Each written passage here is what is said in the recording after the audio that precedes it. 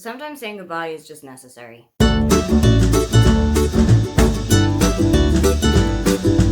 Hi, welcome, come on in. My name is Aoife and today I am taking some more books off my bookshelf and saying goodbye to them. I'm going to be turning 30 in a couple of weeks and I feel like that is the right time to kind of start over again. Start with a new set of bookshelves, clear out some space and bring in some new stuff. You might have seen some of the new books that I've already brought in, but these are the ones that are going out to replace them. There's actually quite a wide mix of books here. There's some children's books, there's some cookbooks, there's some YA books. There are some that I have read already, there are some that I'm not going to go back to, and there are some that I know I'm just not going to pick up. But let's get started. First one on the list is The Restaurant by Roisin Meany. I got this as an ARC from Hachette, the publisher, and I've tried it maybe once or twice, but I just don't think that Roisin's writing style and me work together. This is a book that I know my aunt is going to really love, and I'm going back home to Ireland for a little bit next month, so I'm going to bring this with me in my suitcase and I'm going to pass it over to her because I know that it's going to find a nice home there. Next up is Where the Crawdads Sing by Delia Owens. I did really enjoy this book when I read it, but I am not going to go back to it again. There's been a couple of things that have come out that have kind of coloured my opinion of the author, have coloured my opinion of the book, and I know that the adaptation is coming out at the end of this month, and I'm kind of between two minds as to whether I'm going to actually watch it or not, but I do know that this is a book that I'm just not going to return to. Also, because of the ending, I know what happens, and if it's a kind of a thriller book where you're putting pieces together and trying to make a jigsaw out of the information that you get in the book, I'm not usually going to reach for those as quickly as any other type of book. Next up is Here's Looking at You by Vary McFarlane. I read some of this. I did DNF it, and the reason that I DNF'd it is I didn't really enjoy the characters that are in this book. It has a kind of an ugly duckling trope in that the main character was bullied, ostracized as a teenager back in school, and then really comes into her own in her adulthood. And that is something that has happened to me, but reading about it just kind of brought me back to school a little bit too much. And I didn't really enjoy the romance that's in this book, so I think it's just one that I'm not ever going to go back to and try again. Next up is Internment by Samira Ahmed, and I have read one of Samira's other books before, Love and Other Filters, and I really enjoyed it. But I've just never really gone to pick this one up. It's never been a priority on my bookshelf, and I've had it for about 3 years by now. If a book is lying on my shelf for that long and I haven't even looked at it, it's kind of a bad sign. I know that somebody out there is going to really love it, and I know that it has got a really important message behind it, but I just don't think it's on the right bookshelf right now. Next are a couple from my This Book Will Self-Destruct video, and the first one is Geekerella by Ashley Poston.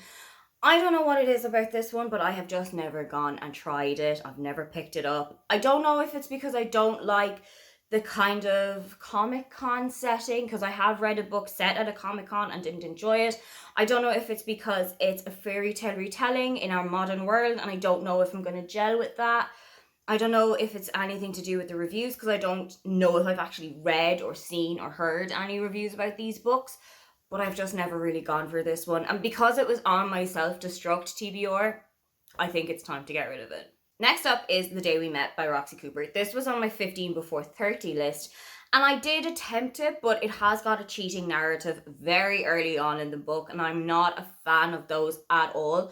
So as soon as I kind of saw that coming to fruition, it really was a kind of a flip the switch for me, and I just did not go back to it any further. Again, I think this is one that I'm going to give to my aunt. I think she would enjoy the storyline, but because there was a cheating narrative in it, it just instantly wasn't for me. Next up is Classic Recipes of Germany. I think I picked this up on a whim, just like as a 25% off table in a bookstore, and I have never cooked a single recipe from it, and that's not a good sign. I don't really enjoy German cooking anyway. I find it very heavy at times, so I don't really know what I was expecting from this book, but it just wasn't for me. I know that if I put this into a street library nearby, it's going to be gone almost instantly. Next up is an actual German book, and it is Die Hasenschule. This is a children's book about hares that go to school. I do not have any reason to keep this on my shelves anymore, so I'm going to kick it out. Next is another German cookbook, and it's Die Heimathäppchen. This is a cookbook of recipes from Nordrhein-Westfalen, which is the area of Germany that I lived in for 4 years. I think I've moved on from NRV, and now I think it's time to separate myself from this book as well, because I haven't cooked anything from it. There's never been anything, as I was flicking through it, that really caught my eye specifically. So I think it's time to say goodbye. Next up is another cookbook, and it's Round to Ours by Alice Levine, and I think her name is Laura Jackson. I got this as a Christmas present to myself a couple of years ago, and I have actually got another copy of it at home at my parents' house, so if I do want to go back to it at any stage, I can just use their copy. I think my palate is not refined enough for the recipes that are in there. They're very highbrow, very dinner party-esque. And I like a lot more comfort food, easy food, and I just think that there's nothing in this cookbook that's going to scream out to me, but somebody out there might really love this. Next is another cookbook, and it is The Roasting Tin Around the World by Rukmini Iyer. I have got another copy of one of her books on my shelf up there, and I have cooked a couple of things from that one, but I've never made a single thing from here. And I flicked through it a couple of weeks ago because I did want to cook something from a cookbook of mine, and nothing stood out to me. There was nothing really screaming its name at me that I thought, you know what, I don't think I can justify keeping this book if I'm not going to use it, if I'm not going to have anything out of it. Somebody else is going to need it more than I do. Final book I'm saying goodbye to is Second First Impressions by Sally Thorne. I read The Hating Game and I utterly adored it, but this book is an entirely different vibe. It's not quite as steamy. I didn't enjoy the romance that was in here. I didn't really find the characters as well suited as I did Josh and Lucy.